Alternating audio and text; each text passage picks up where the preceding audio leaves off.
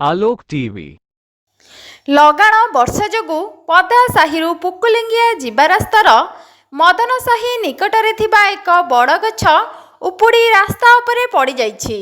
ବିରାଟ ଗଛଟି ବିଦ୍ୟୁତ୍ ତାରରେ ପଡ଼ିଥିବାରୁ ବିଦ୍ୟୁତ୍ ଖୁଣ୍ଟ ମଧ୍ୟ ଭାଙ୍ଗି ରାସ୍ତା ଉପରେ ପଡ଼ି ରହିଛି, ଯାହାଫଳରେ ଯାତାୟାତ ବାଧାପ୍ରାପ୍ତ ହୋଇଛି।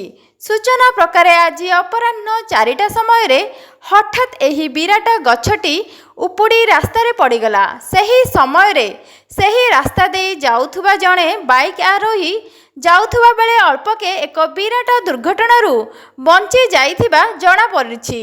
ବ୍ୟୁରୋ ରିପୋର୍ଟ, ଆଲୋକ ଟିଭି।